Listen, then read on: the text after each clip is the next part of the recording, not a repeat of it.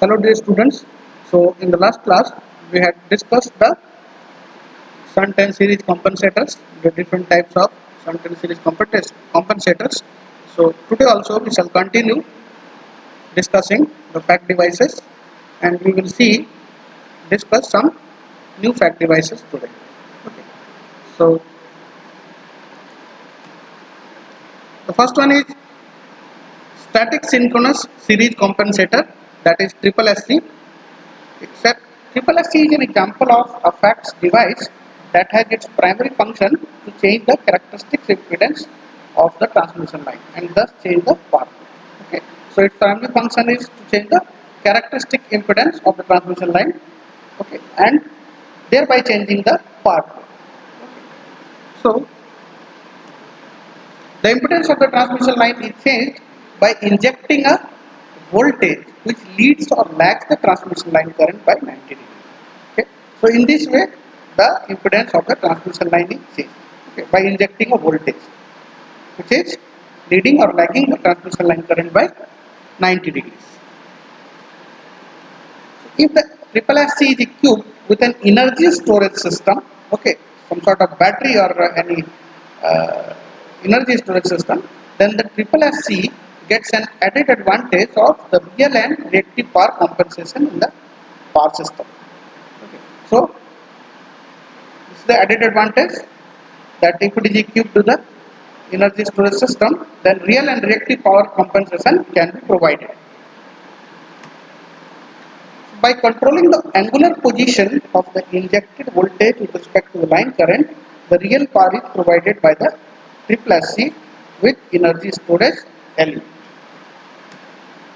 This is a schematic diagram of triple SC equipped with the energy storage system. So here it is the energy source.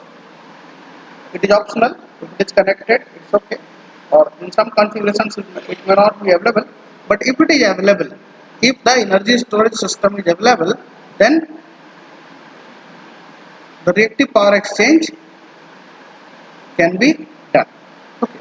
So here is your voltage source converter or VSI, voltage source inverter, and the active and reactive power control can be done through this controller, and it is connected to the line through coupling transformer. This is your line, and this compensating device is connected across the line through the coupling transformer. Okay. So if the triple SC is equipped with energy storage system, then the real as well as reactive power exchange is possible. Okay. So the application for an triple SC are the same as for the traditional controllable series capacitors. We have in the last sessions we have discussed some of the series capacitors. So the function is same, and applications of triple SC is similar to the traditional controllable series capacitors. The triple SC is used for power flow control, voltage stability and phase angle stability. This is nothing new. Okay. These are the things: the power flow control, voltage stability, phase angle stability. This is achieved with any type of series capacitor or compensating devices. The benefit of triple SC over the conventional controllable series capacitor is that triple SC induces both capacitive and inductive series compensating voltage on the line. So this is the advantage of triple SC over other conventional controller series capacitors. Okay, that triple SC is capable of inducing both capacitive as well as inductive series compensating voltages on the line. Okay, so this is the added advantage or inherited advantage of this triple SC.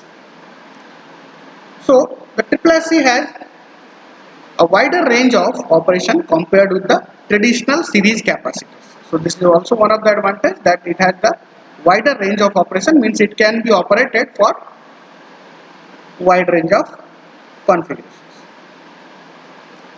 The triple SC is capable of internally generating a controllable compensating voltage over any capacitive or inductive range independent of the magnitude of the line. Okay. The triple SC has the ability to be interfaced with an external DC power supply.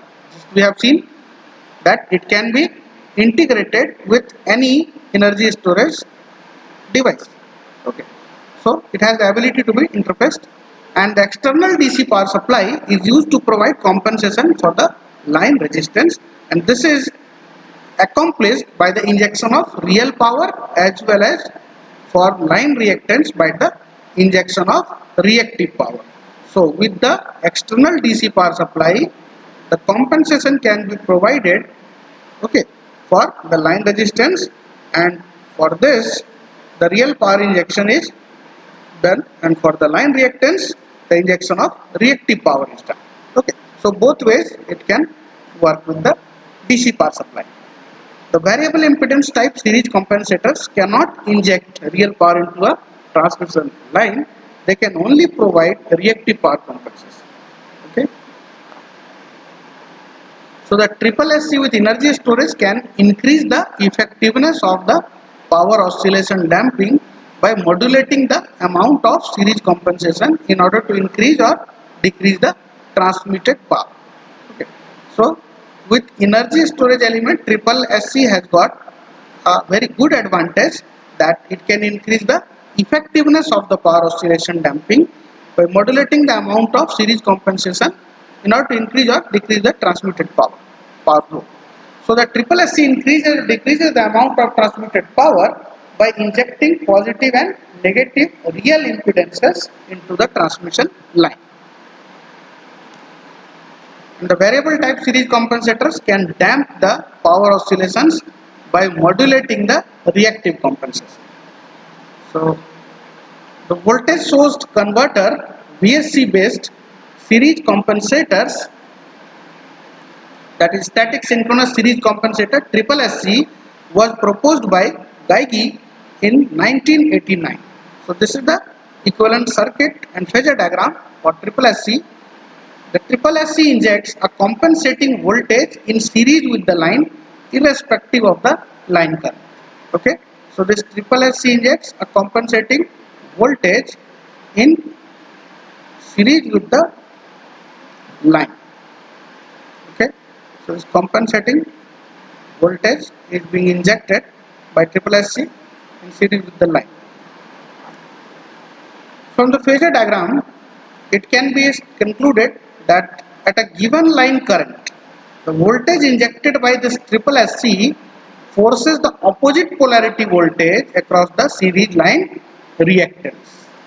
Okay, so this is the series line reactance, and it can be seen that the voltage injected by this triple SC forces the opposite polarity voltage across the series line reactance. Okay, and it works by increasing the voltage across the transmission line and thus increases the corresponding line current and transmitted power. So the compensating reactance is defined to be negative when the triple SC is operated in an inductive mode and positive when operated in capacitive mode. So this is the polarity which we need to understand, that the compensating reactance is negative when triple SC is operated in inductive mode, and that is positive when operated in the capacitive mode. So the voltage source converter can be controlled in such a way that the output voltage can either lead or lag the line current by 90 degrees. During the normal capacitive compensation, the output voltage lags the line current by 90 degrees. Okay. The triple SC can increase or decrease the power flow to the same degree in either direction simply by changing the polarity of the injected AC voltage. So by changing the polarity of the AC voltage, the triple SC is able to increase or decrease the power flow, okay, in either direction. The reversed phase shifted voltage adds directly to the reactive drop of the line. That is, reverse phase shift means 180 degree phase shift, and the reactive line impedance appears as if it were increased. So if the amplitude of the reverse polarity voltage is large enough, the power flow will be reversed. Now the second is Unified Power Flow Controller, that is UPFC. Okay. So This is the schematic shown in figure for this unified power flow controller, that is UPFC, which was proposed by Geigy and is the most versatile FACTS controller for the regulation of voltage and power flow in a transmission line. Okay, so as you can see in the schematic diagram, it consists of two voltage source converters, VSC1 and VSC2.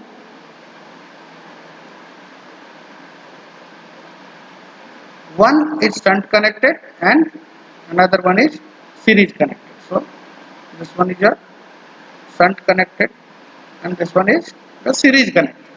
Okay. The DC capacitors of the two converters are connected in parallel. So these are the DC capacitors and they are connected in parallel.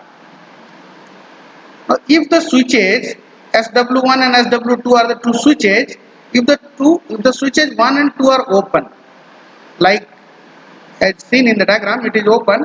So if the two switches are open, the two converters work as STATCOM and SSSC, controlling the reactive current and reactive voltage injected in shunt and series respectively in the line.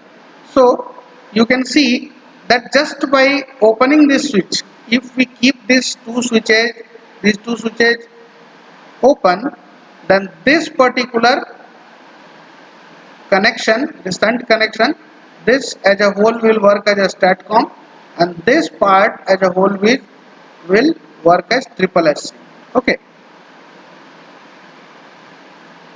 So when it is operated in such mode, then what will happen? The reactive current will be controlled, okay, in the shunt connection by STATCOM, and reactive voltage is injected by this series control. Okay. Now if we close these switches, switch 1 and switch 2 are closed, then it enables the two converters to exchange the real power flow between the two converters. Okay. So obviously if we will close these switches, then there will be a link between these two converters and it offers the real power flow or real power exchange between the two converters. So the active power can be either absorbed or supplied by the series connected converter. So this is a series connected converter and this can operate either to absorb the active power or to supply the active power. So as discussed, the provision of a controllable power source on the DC side of the series connected converter results in the control of both real and reactive power flow in the line. Okay. The shunt connected converter not only provides the necessary power required but also the reactive current injected at the converter bus. Okay. So this shunt connected converter not only provides the necessary power required but also the reactive current injected at the converter bus. Okay. Thus, this UPFC has 3 degrees of freedom like other FACTS controllers which have only 1 degree of freedom, that is control variable. Okay, degree of freedom means control variables. So it has 3 degrees of freedom like other FACTS controllers which have only 1 degree of freedom. So let us discuss the operation of a UPFC.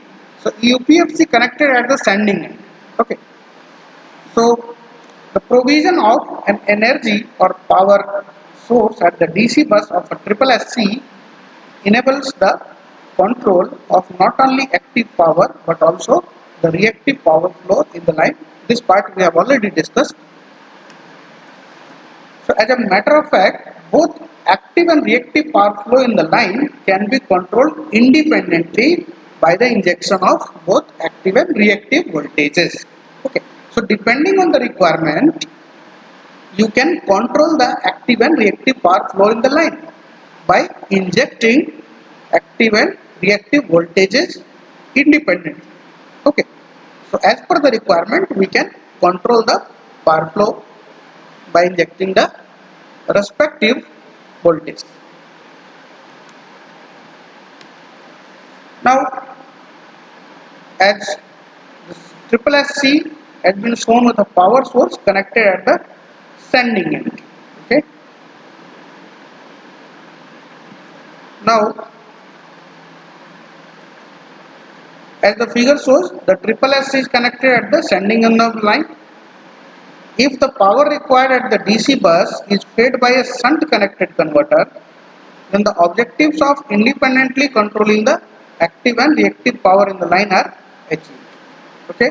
So as can be seen in the figure, the triple S is connected at the sending end of the line, and if the power required at the DC bus is fed by a shunt connected converter, then the objective of independently controlling the active and reactive power in the line are achieved. Okay. And in addition to this, the shunt connected converter can also generate or absorb reactive power such that it can relieve the load on generators connected to the sending end. Okay. So, in addition to this advantage of independently controlling the active and reactive power in the line, the shunt connected converter can also generate or absorb the reactive power. Okay. So, DC here is the injected voltage by the compensator, and I angle minus phi, this one is the line current. Okay. So, as a matter of fact, if the ratings of the shunt connected converter are adequate, then the UPFC can be connected at any location in the network, and the voltage at the bus where the shunt converter is connected can be held constant. Okay, so this is an important fact, that if the rating of shunt connected converter are adequate, and if it is enough, then the UPFC can be connected at any location in the network. Means there is no any foundation. It has to be connected at the mid or the midpoint or the sending end or receiving end. It can be connected at any location in the network. And the voltage at the bus, wherever the shunt converter is connected, can be held constant. So only requirement is the voltage at the bus at the point of connection should be constant. Okay.